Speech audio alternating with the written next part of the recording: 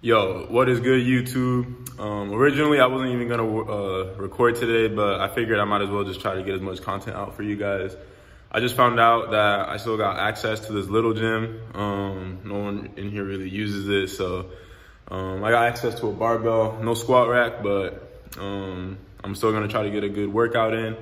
John wrote me a pretty good like three week cycle without needing a squat rack, so I'm gonna be doing that.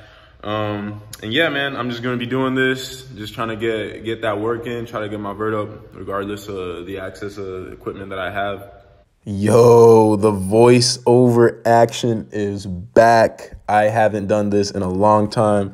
Shout out to my longtime subscribers. I used to do this back in the Road to 50-inch vertical days.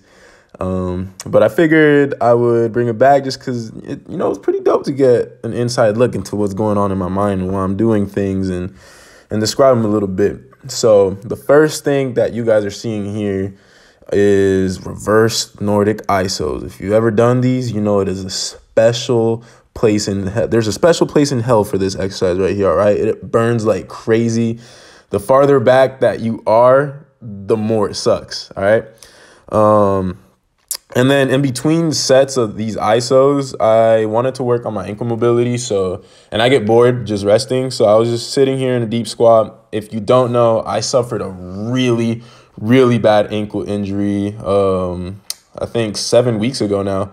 And here you can see the difference in mobility between my right and my left leg. It was my left ankle that I injured. And 7 weeks later, I'm still trying to recover back from it, working on that mobility every day. John gets mad at me because I don't do enough rehab work. John's actually in the background. John, you want to say something real quick? Hey, what's up? You're gonna be in the video? It's exciting stuff. Yep, you're making a little appearance, a voiceover appearance. Debut. I'm making a debut. Go on. So here I'm doing my second set, and as you can see from my face, it burns like crazy. Again, I do this instead of you can do ISOs manually, just doing one leg at a time. I like to do reverse Nordics just because I like to be strong with that movement, and I've gotten strong enough to the point where I can just with my knees that I can hold a reverse Nordic for a while. If you don't know what the point of ISOs are, go to my healing knee pain video and everything is explained there. But it's basically to it's like the first step in getting your knees healthy, and it's also good for preventing knee pain. If you're already healthy, keep doing your ISOs, all right? And I believe I did 4 sets. I only put like two of the sets in this video. And then here you can see, I usually mess around with like different movements. Like I'm over here doing like straight leg raises and stuff like that. And then some ankle rolls, just really making sure that I'm getting my ankles feeling good before the workout, getting my knees nice and warmed up, and then I can start the actual warm-up part of the workout, which is dynamic flexibility and sprint development, which I will show right here. All right, sad news, I forgot to record dynamic flexibility, but whatever, I'll cover that in another video. Here, I'm doing sprint development. I do A skips, B skips, high knees, butt kicks, straight leg bound, all that stuff. A lot of people skip this portion of the workout, but believe it or not, it gives you extra plyometric volume. And we actually covered this in the podcast we did with McInnes. If you haven't listened to it, it's really good. It's a high jump podcast, but Matt Watson, my bad. I was saying his Instagram. shout out to John in the background, proofreading my voiceover.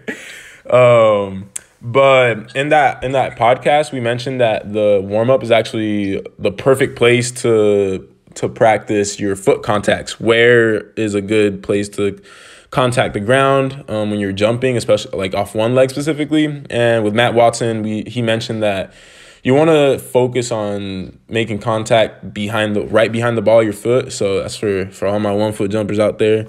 Make sure you focus on that. So here I got through all my warm-up sets with hang clean. I was making sure to do some deep squats on a couple of them because later on I do front squats. And I find that a lot of times, even though I do hang cleans, I'm not warm enough for my deep squats because the hang clean, you're catching it pretty high up. And obviously in a front squat, you are going all the way down, right?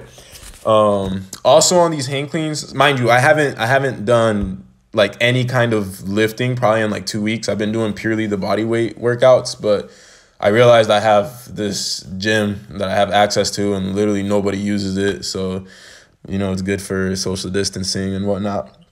So I'm pretty detrained as far as weight room goes. And I was feeling like little like kinks here and there. Like my bicep got worked because not on the way up, because if you feel your bicep working on the way up, that means you're using too much arms in these cleans. You want to only be using your legs, right?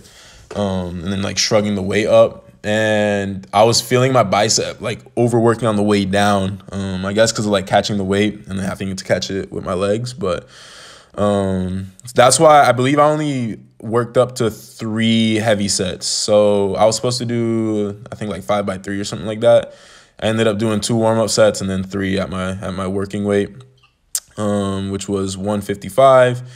Throughout the program, the weights are gonna change, the sets and reps are gonna change. I'm not gonna say exactly what to do. If you want to find that information out, do our online coaching at THPstrength.com. But just to give a little general overview, we go from low to high intensity, high to low volume.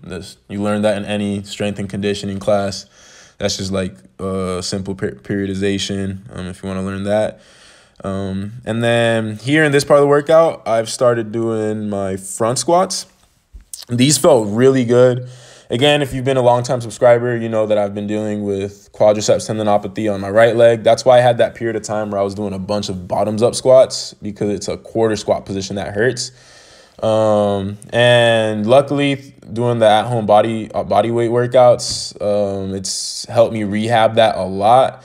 And to give you guys perspective, around the time that I went to Australia, which I was jumping ridiculously high, I had only been able to do 135 back squat, going super slow. Here I'm doing 155 front squat, which puts more load on your legs and no pain.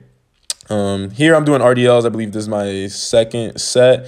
And I noticed on my first set that I could kind of see my hamstrings a little bit. And then I realized, I was like, wait, I've never seen my hamstrings during a workout. So I rolled the shorts up and I wanted to see how the hamstrings looked, and it looked freaking crazy. It looks like an alien or like 2 vaginas on the back of my leg. But but no, it was dope to see that. I think I was talking with John about this. I think muscles are fascinating, like seeing them, how they work, like in movements, and even in things like watching jumps in slow motion and stuff like that.